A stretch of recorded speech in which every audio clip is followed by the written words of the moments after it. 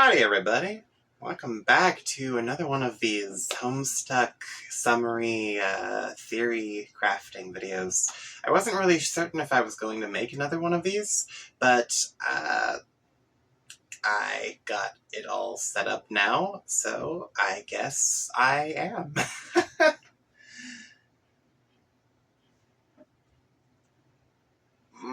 I'm pretty certain I mentioned in the last one that I should have made one of these for each of the story arcs. But back when I was first starting to do the webcomic series, there really wasn't enough information at the time for me to be doing this. And now, there's too much information. There's like at least 1.5 more of these videos worth of content that I'm not adding into this video because it would have just made this video way too long. So, yeah, that's fun.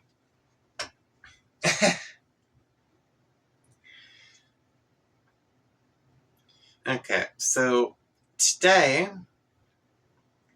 I thought it would be nice to try and talk about how exactly the Spurb beta game is structured, if that makes any sense. Because there's, like I said, there's too much to think about here. Too much information, too many variables, and not a lot of explanation, if I'm being honest.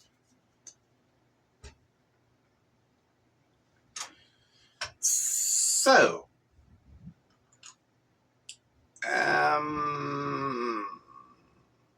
right, I'm sorry. It's been way too long since I last recorded. I forgot my outro? My intro. If you like this stuff, don't forget to like, comment, and subscribe, and let's just get into this. Wow. Okay. So, first off, Homestuck's astrological implications, because honestly, I kind of got lost in the functionality of it all. I'm still kind of I'm still in that mindset from the last video where there's the concept of the alpha, then the beta, then the final product. That's what I did in the last one of these videos.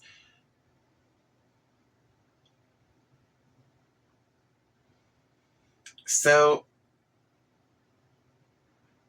jeez, I was never good at free speeching. Free speeching. Ha! Free talking. Okay.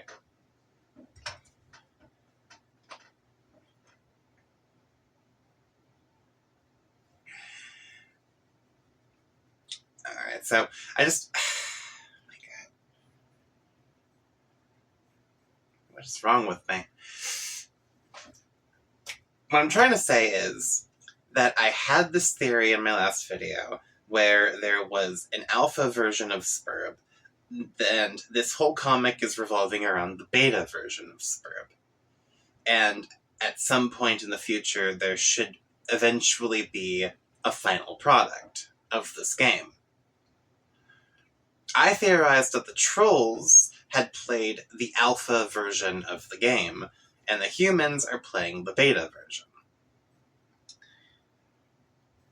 I've gotten some comments in the past saying that their game was slightly different than what we would expect from... Oh my God, I just had that horrible realization. I should probably do something to mute that.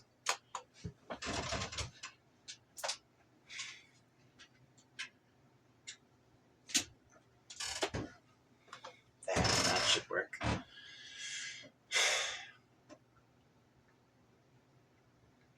And my fan is on. That's probably screwing up the audio for this, isn't it? Well, whatever.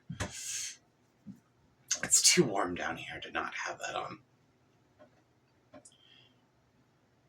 I got lost. What am I saying again? Sorry, my brain is fried right now. I have been up for the past,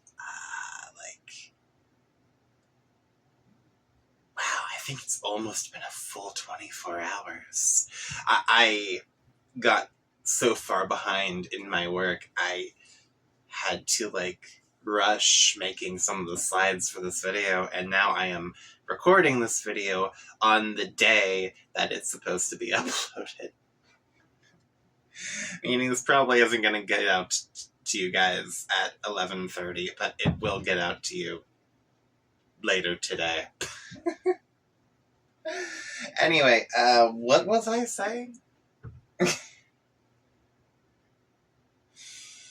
Right. So, I theorized that the trolls had the alpha and the humans were given the beta.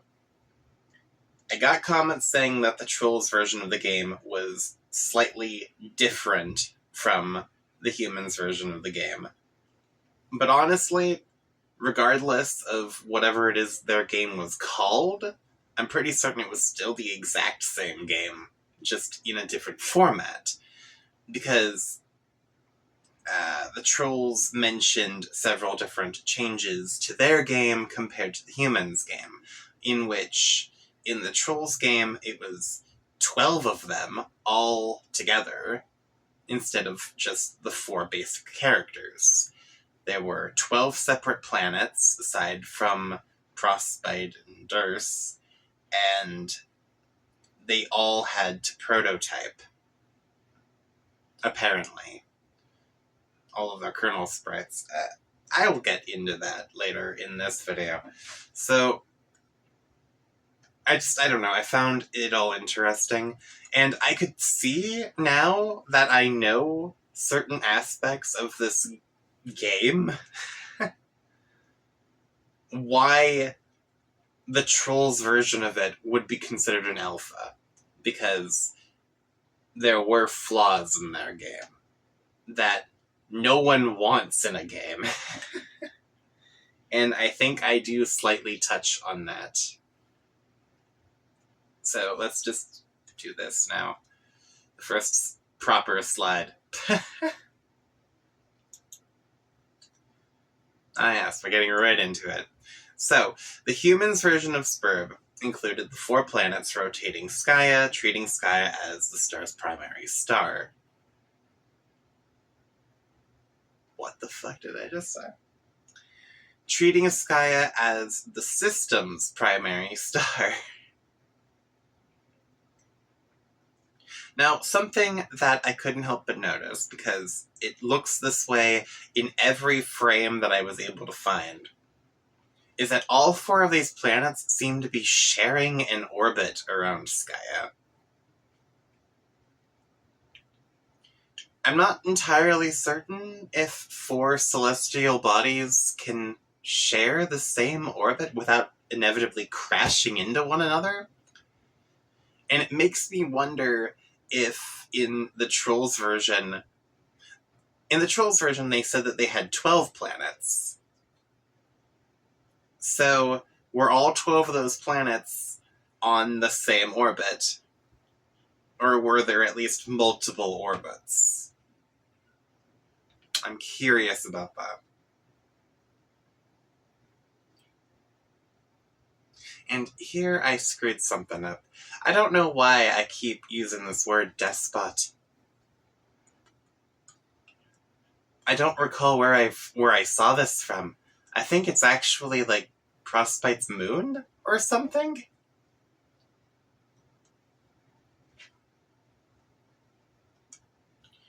But anyway, Frostbite and Durst. The Light Kingdom and the Dark Kingdom seem to be the only 2 planets with their own separate orbits, with an asteroid belt separating Durst from the rest of the entire star system, which I find to be a very interesting concept there. Because that would mean that Durst is probably, super cold, kind of like Pluto or Neptune. And honestly, if that's the case, I can totally see why they're supposed to be the bad guys.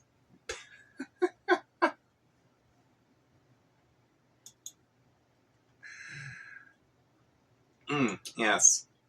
And this is the first of the 4 planets that we're introduced to. The Land of Wind and Shade. This is apparently John's planet, because that's where he starts off at. It's populated by salamander people, who are adorable. And this denizen, this big bad, apparently went around and clogged all of the pipes with this thick, viscous, black, oily tar stuff. And I guess the pipes were a fundamental part of this planet? I understand that the local residents use the pipes as a form of postal service. You've got those stone tablets that kind of look like captcha cards. They carve what they want onto the tablet, they drop it into one of the pipes, and eventually the item that they wanted finds its way to them somehow. That's a very convoluted method of like mailing stuff. But at the same time, why are the pipes clogged? What was the significance there? What was the denizen trying to do?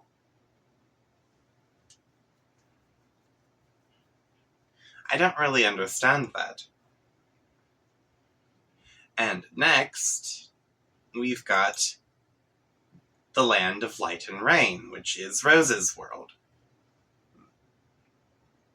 Apparently, the denizen devoured all of the population of this planet, and then just sort of fell asleep afterwards.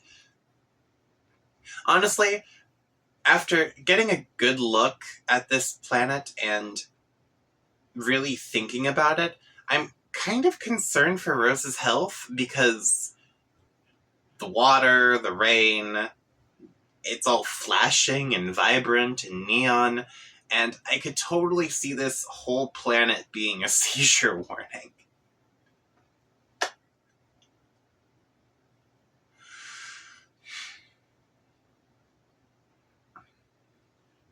And on top of that, did it have to be an endless ocean?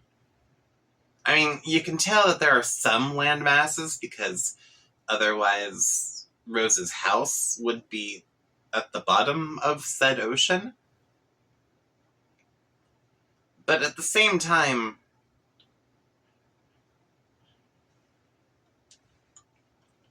did it have to be endless oceans?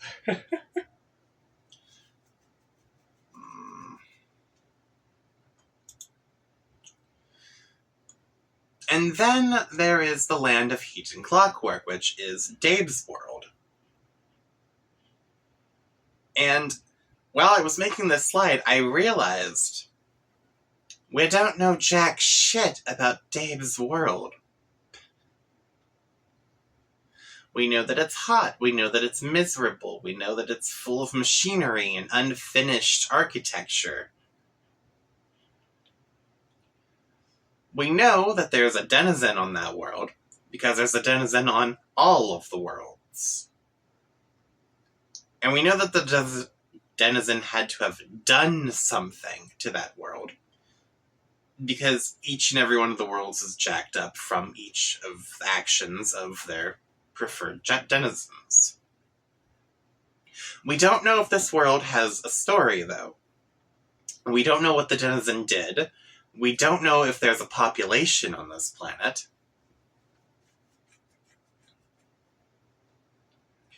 And unlike in the previous 2 planets, this one doesn't tell us what exactly Dave is supposed to be doing to fix the problem.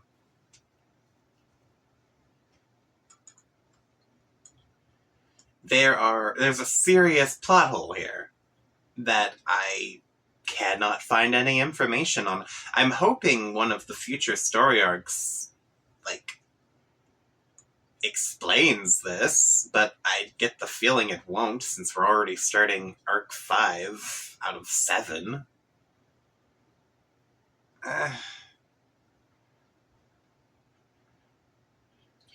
And yes, this planet feels like a practical joke. A really awful practical joke. Because Dave was in the city, it was on fire, he was melting from the summer heat and the flames, and now he's here in an endless expanse of molten lava? That's just mean. Man. Oh, and also, I couldn't help but notice the way the game saved Dave. It saved him, it saved his tech, it saved what I'm assuming is his apartment at the very top of the building, and it left the whole rest of the building for dead.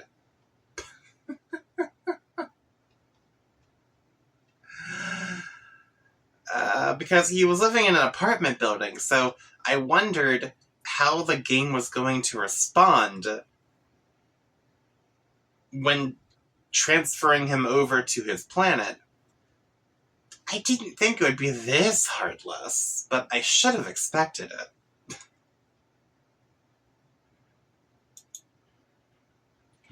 And then there are our 4 players. I did some theory crafting for all 4 of them in the last summary video, but here we can really actually get to see a bit more here. Their names, their titles, which the game apparently randomly generated for them.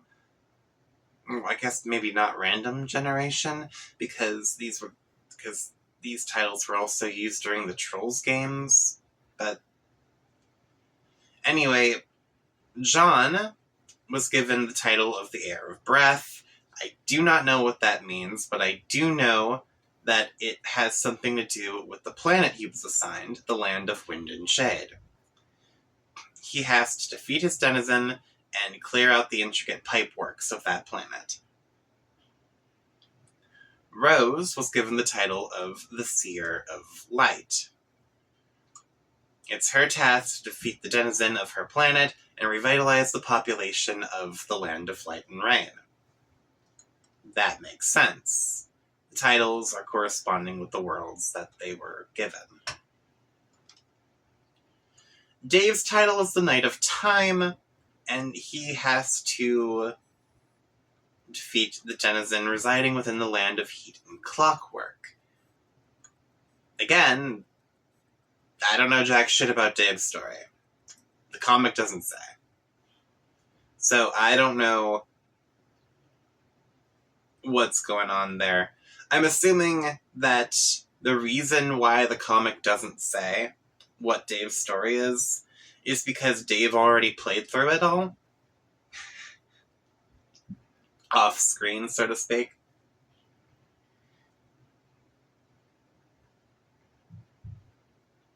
There was a moment in the comic where John gets himself killed, and then the comic skips months into the future, and Dave has already completed everything that he can do on his world without the assistance of the other 3 players.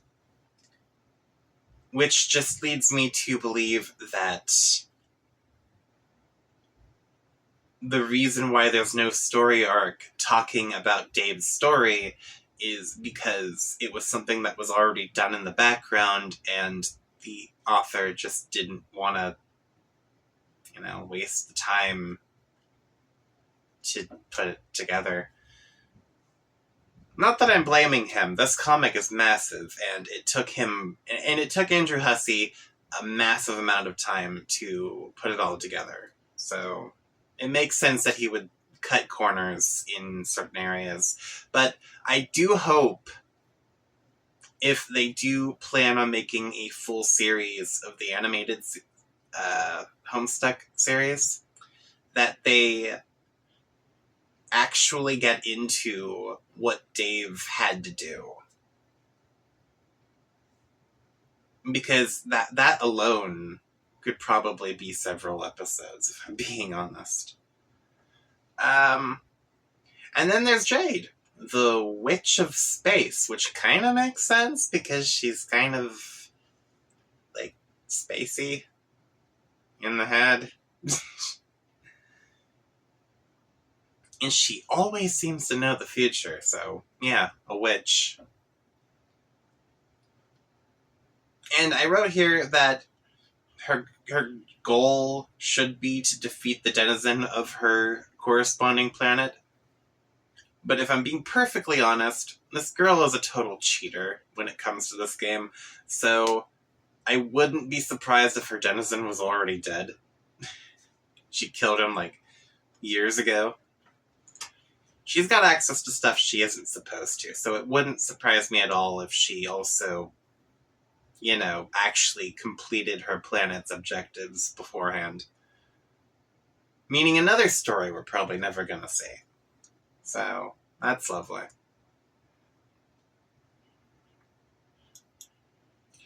And, yes, here it is.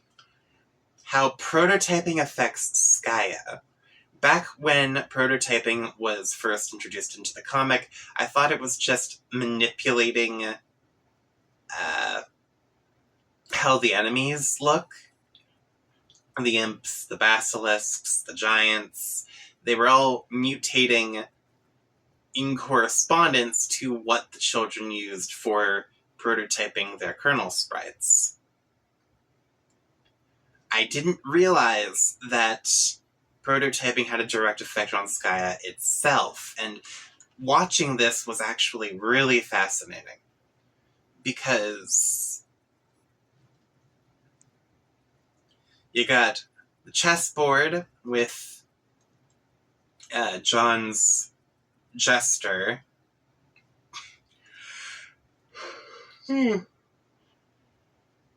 Sorry. Been up too long. You've got the cube with some water and patches of grass with Rose's cat. And with Dave's bird, you've got a perfectly spherical planet with a lot more greenery and water. And it makes me feel like the moment Jade finishes her prototyping, because it's the one thing she hasn't done yet, she does not have a prototyping put in place.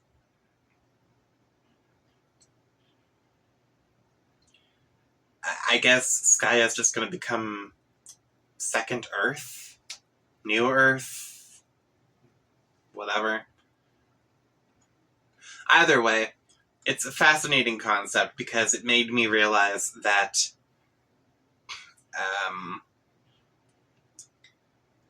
this whole game was basically just a terraforming effort when you really think about it. Like, old Earth was destroyed, a new Earth needs to be created, but they dumbed down the process to the point where, or I guess not really dumbed down, they more like automated it, to the point where 4 children are more than capable of doing this. And again, this is why I think the Trolls game was an alpha version of the game.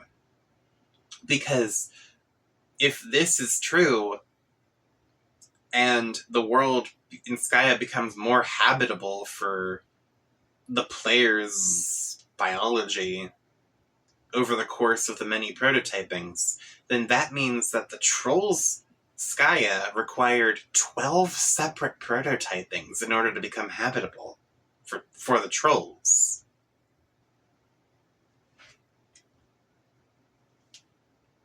And that right there does not scream efficiency.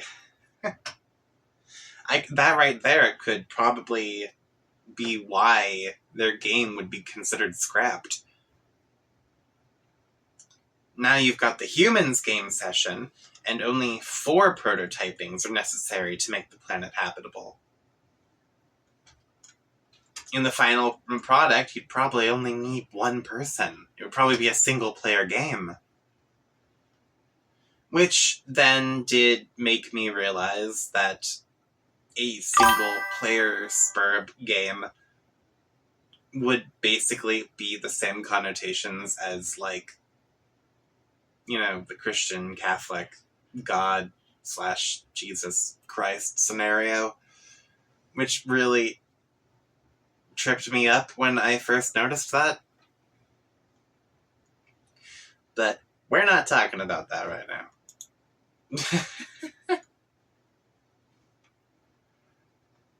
One thing I find interesting in the aspects of this game is that every player has a dream self, an alternative version of themselves that already exists, either on Frostbite or Durst. From what I've been able to gather, based on not only this, but also an image one of the trolls shows us of him daydreaming about his dream self and the life that his dream self lived, is that the game takes the players and then evenly divides them between Durst and Frostbite.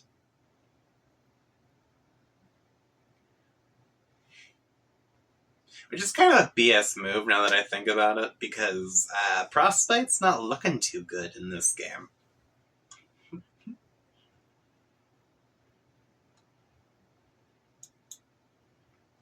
Frostbite, the Light Kingdom. It's one of the only 2 planets that gets its own orbit, and it orbits close enough to Skaya to act as Skaya's moon. It's populated by the people of the Kingdom of Light, and this planet is doomed from the start. It's not supposed to survive. Honestly, I could call it a martyr of sorts. And honestly, I didn't really understand why it was always doomed to perish.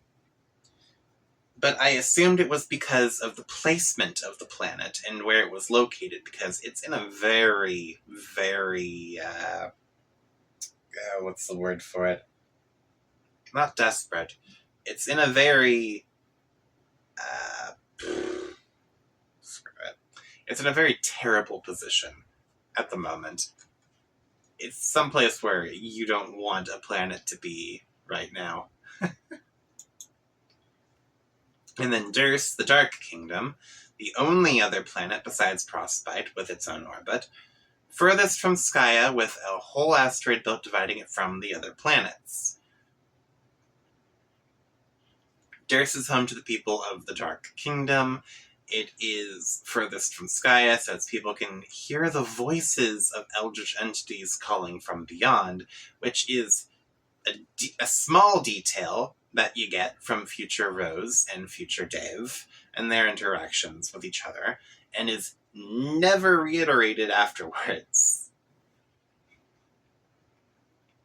Apparently, it goes Skaya in the center, Frostbite circling Skaya, the 4 planets circling both Frostbite and Skaya, the Veil, which is the asteroid belt, Durst on the outer rim, and then beyond the entire star system are just these eldritch creatures that like to whisper to the people of Durst to do things. It's horrifying to think about.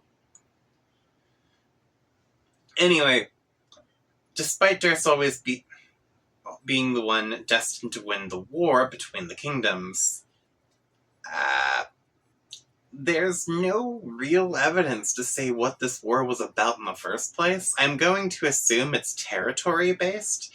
Like, they're both fighting for land on Skaya.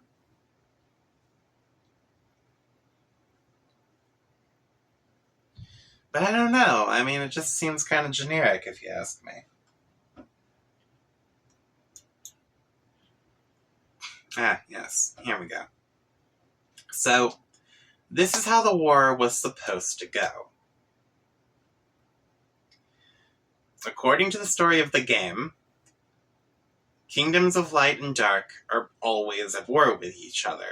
I don't think there's ever been a moment of peace between them.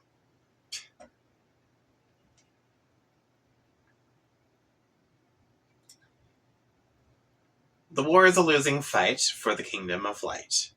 For the dark kingdom is always fated to win in the end.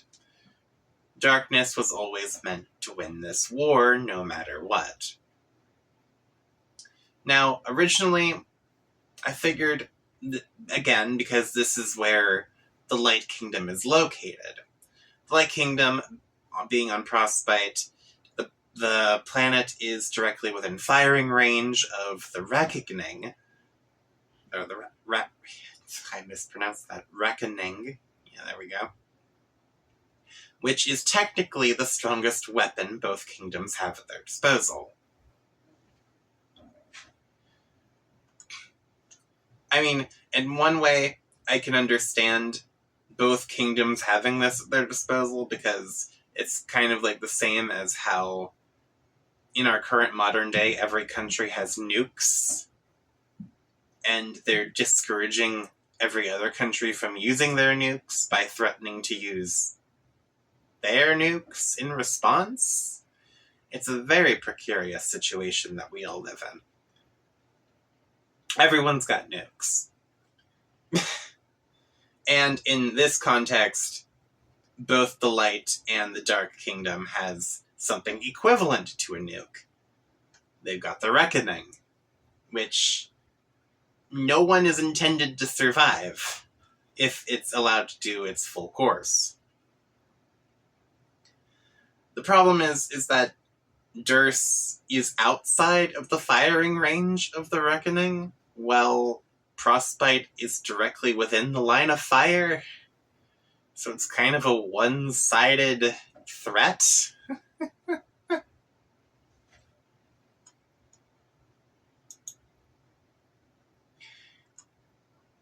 And afterwards... Okay, But anyway, that's how the war was supposed to go. But Jade is a filthy cheater. Jade tampered with the events of this storyline before it even began.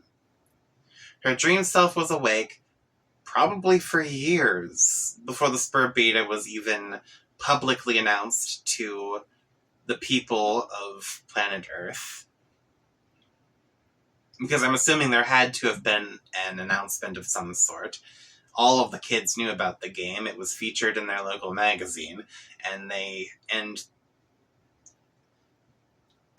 all had pre-purchased the game in advance, which is why it was mailed to them. So yeah, there had to have been a general public announcement.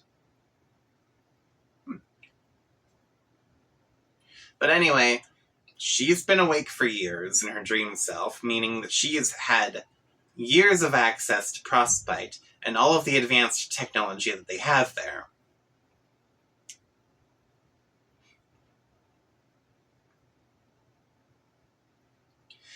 She borrowed knowledge of future events from Skaya, because Skaya's clouds show images of what the future could be. I do not believe that any one vision in the clouds of Skaya is what's going to happen. It's most likely more of a what-if scenario, because that's what time is supposed to be. It's not written in stone. Your choices can affect what happens. That's just how time works. So if Sky is showing people images of the future, then not a single one of those events are what's going to happen. It's what could happen.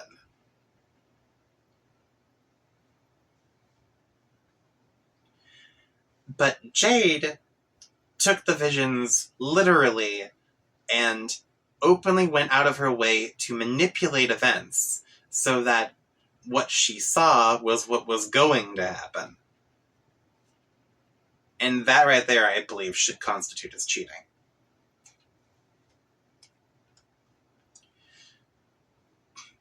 She somehow managed to craft endgame weapons for all of her friends before the game had even started. This rabbit is decked out. It's got neat, powerful, like, lightning needles for Rose. It's got a broken divine sword for Dave. It's got this large plasma rifle-looking thing for Jade herself, and a freaky circus-themed hammer that John's gonna love.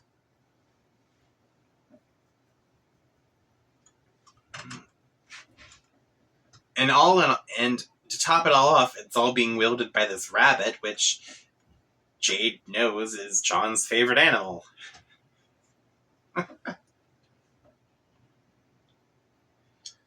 But by creating this monstrosity, she has altered the course of the entire game. And not in a good way. And that leads me to John. Because I suspect he may have also cheated in some way, albeit unknowingly.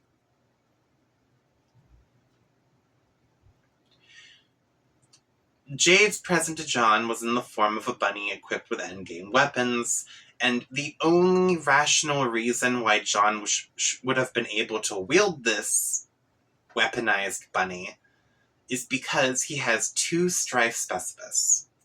The hammer kind Stresibus that he had at the very beginning of the comic, and the bunny kind Specibus that he supposedly took from a shale imp that he defeated near the start of the comic.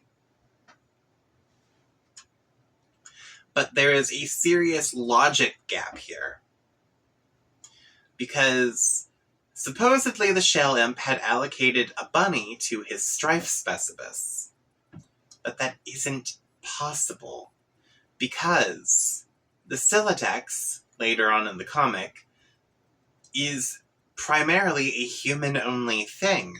The imps, the exiles, the citizens of Durst and Frostbite, and the salamanders, none of them know what the Siladex is. They don't have access to it. They've never used it.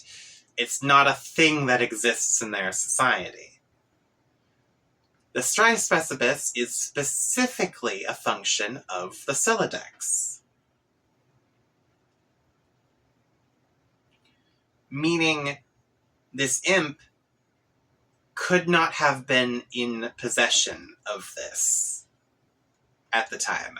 It makes sense because he was wielding it during the fight, he was actively using it as a weapon, but he shouldn't have had this in the first place. So, if the imp didn't actually drop this thing, then where did it come from? Later on, we find out that the dream selves have their own version of their real-world counterparts' bedrooms. And I suspect that maybe Jade snuck the bunny-kind Strife Specibus into John's bedroom on Frostbite. So when John started his session with this whole game with Spurb, maybe at some point, I don't know, maybe it's somehow transferred over to his normal room? I mean, if drawings on their walls could be transferred over, then why can't objects? So, yeah.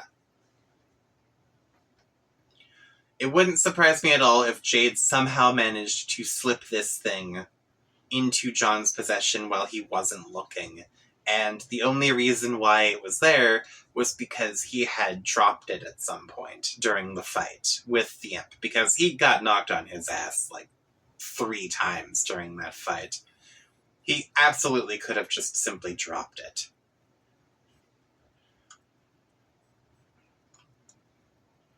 And after the fight, he even showed that he had like this filing system for multiple strife specibus, or specibi, or whatever you want to call it. So it's entirely possible that he simply always had it and didn't realize.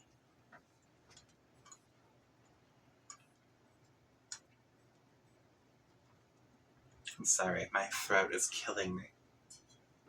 This is more talking that I've done in this one episode than I have all week.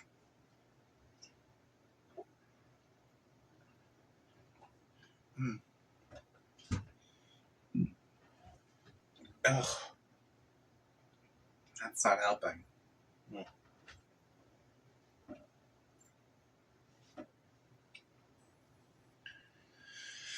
So, yeah, that's my ramble about this.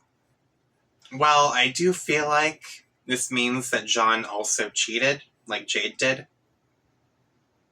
I also suspect that this is possibly something that Jade did without John's knowledge, along with his birthday gift.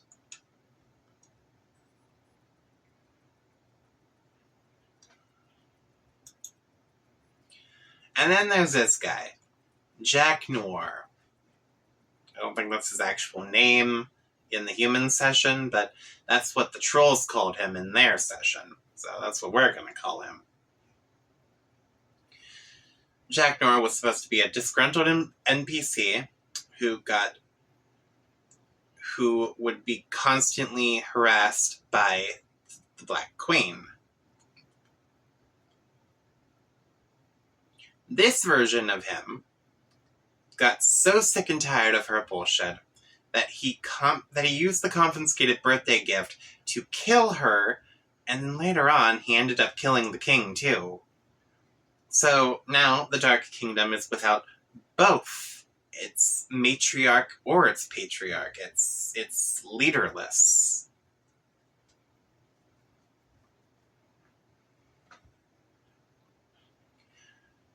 Now, according to the trolls, this guy's supposed to be harmless.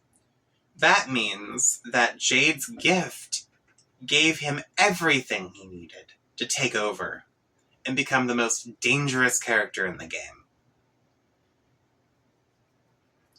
When I first saw this scene, my immediate thought was that thanks to Jade's meddling, the game's difficulty setting was cranked up to max. And honestly, that also, within the confines of the game's rules, makes sense. Jade cheated, so the game is punishing the players by making itself more difficult. Because, there's that rule where all games are supposed to be fair to some extent. So suddenly, these kids are going from playing a normal game session to what is essentially a forced speedrun of the Spurb game.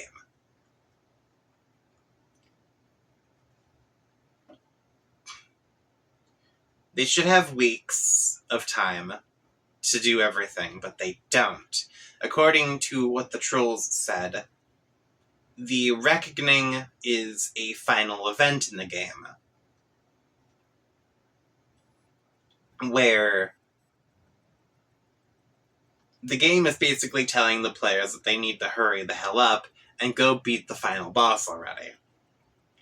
The Reckoning is almost immediately starting. Well, okay, it's already begun at the point that I've read, and only 3 of the 4 players are even in the session right now. Jade hasn't even begun yet. And so, what did the trolls say? They said that the Reckoning is supposed to last a full 24 hours before, game over for everyone. So now, within the span of 24 hours, these 4 kids have to start their game, go through it, and complete it, which is supposed to be months' worth of work. So, yeah. Speedrunning Spur beta. Not ideal. And as an inevitable consequence of what Jack Noir did,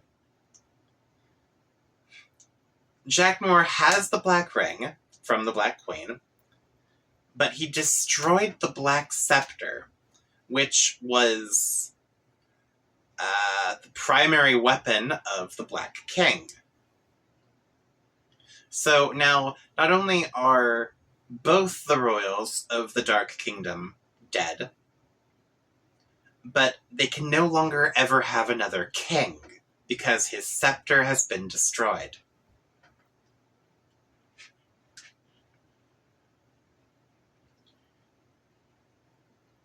However, the White Scepter and the White Ring survived the war. According to one of Andrew Hussey's summaries, Jack Noir found the White Scepter and confiscated it. However, it still survived. It's still in one piece to this day. Still functional, as far as we're aware. And, thanks to a little help from our friend, the Wayward Vagabond, somehow, the White Ring also managed to survive, to the point where it's fully active. It has all 4 of its allocated prototypings attached to it, which is intense because we still don't know what Jade's prototyping is supposed to be. Anyway, regardless, this means that the Dark Kingdom cannot win this war.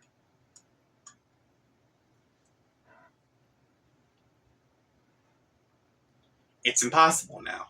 The game was designed so that the Dark Kingdom would always win, the Light Kingdom would always lose, but the Dark Kingdom cannot win without its royals. Because it's all chess-based. You've gotten rid of the king and the queen. There are no more plays that they have. You can't win.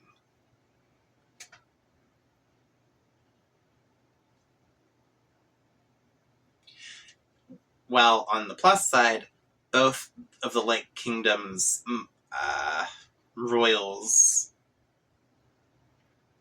Oh, jeez. Okay, so the White Queen is definitely alive. I wonder if the White King survived himself. We never actually got to see his fate. But we do know that both the White King's scepter and the White Queen's ring survived the war. That means that eventually the Light Kingdom will be able to be rebuilt from scratch. With, so... And the game's storyline probably never took into account this possibility, because it's not supposed to be possible.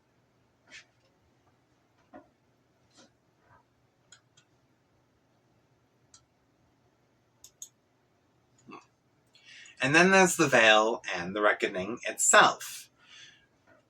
The Veil is the asteroid belt that separates Earth from the rest of Skya's star system. I've said that like 3 times now.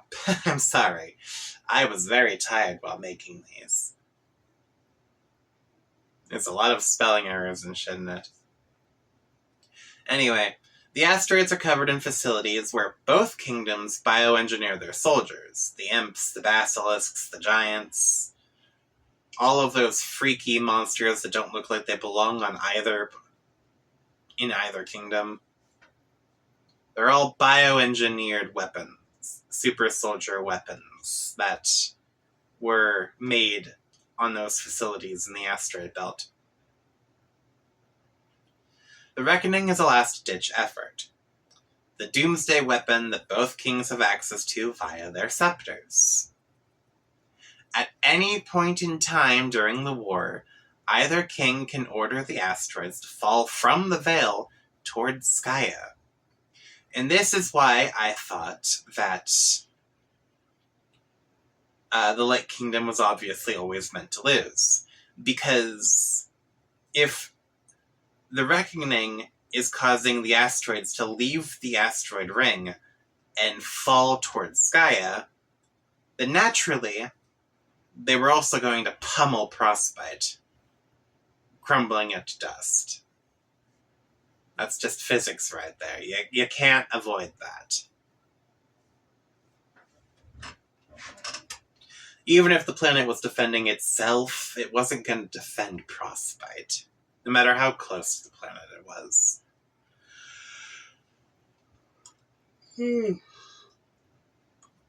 And yeah, that is one hell of a way to eliminate evidence of a war crime, because bioengineering their soldiers is the same equivalent of biowarfare.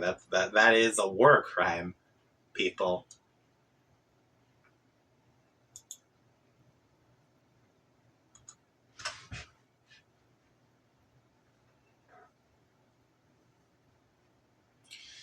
Okay, and then there are these guys, the trolls.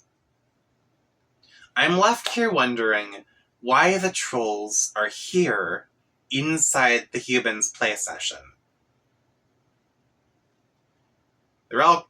Supposedly they're all chilling out over in the Veil, inside those facilities.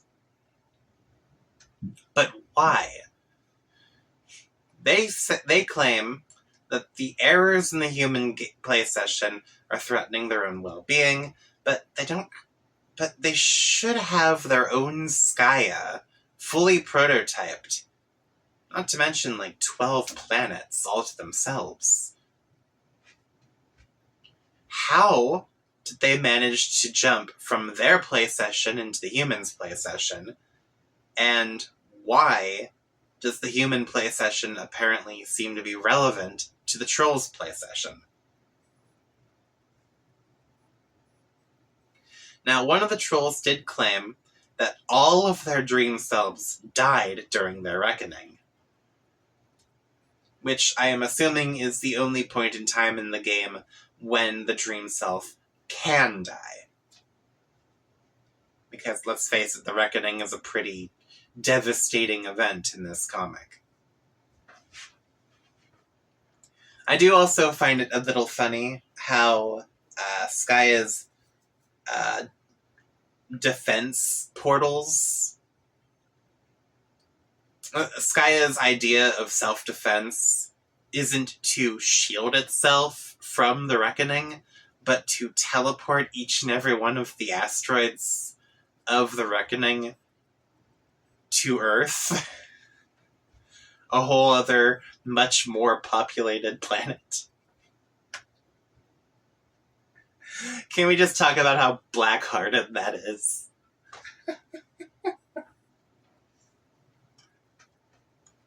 Why is it using portals to defend itself? Why isn't it creating shields? What the hell?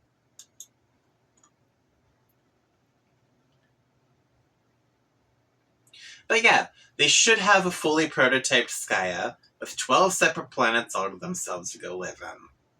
So, why are they risking their well-being here in the human session? Every time the humans ask them for details, they get upset, which is understandable because the trolls are experiencing time backwards compared to what the humans are experiencing. But at the same time, the trolls apparently chose to do that, which wasn't very smart of them. Should have just made it 1-to-1, man. You know humans experience time linearly and don't have a choice otherwise? Well, why would you do this? And then there is the game over method. As I mentioned earlier, John did something stupid, got himself killed, And because he died, so did Jade, because John was supposed to save Jade and get her into the session. And all 4 players of the human session are required in order to win the game. It is a little refreshing to see how the game seems to give a damn about its players, even if it doesn't seem to care about anyone else.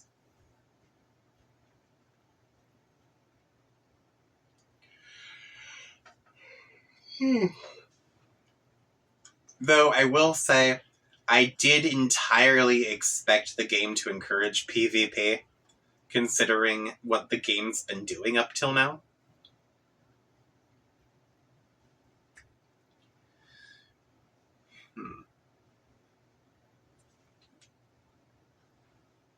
But yeah, that's more or less everything that I've got here. I don't know how long this took me to go through. I feel like I had a lot more to say in the first video than I did in this one. But yeah. So that's everything that I have for this.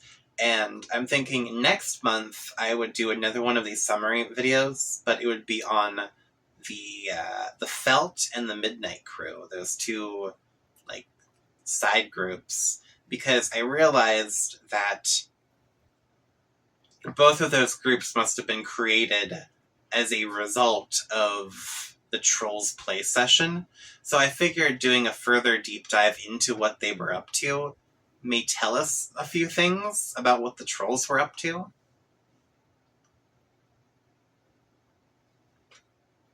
And since apparently the Trolls are going to be next for us to check out in the comic, I feel like now more than ever, the Felt and the Midnight Crew are going to be much more relevant. So yeah, there's that. Ugh.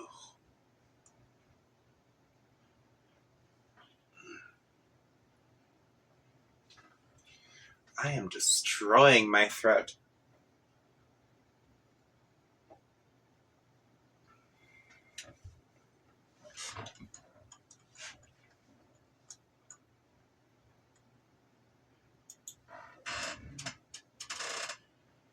Oh my god, the last time I looked at that, it was only...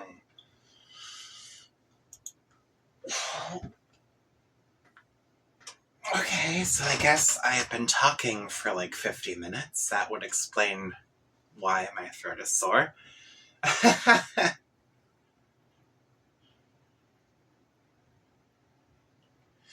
So, yeah.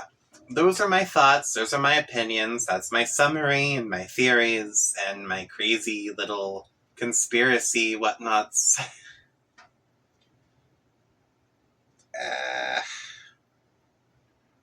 Did you like it? Did you not? Let me know in the comments and whatnot. I'm sorry, I'm really feeling off because this is the first time I've recorded in a week and my throat is like fucking really killing me now. So, I will leave this off here. If you like this sort of stuff, don't forget to like, comment, and subscribe today to keep up to date with all my most recent uploads. And if you didn't, that's perfectly fine too. There's plenty of other stuff on the channel to watch. Later, everybody. Bye.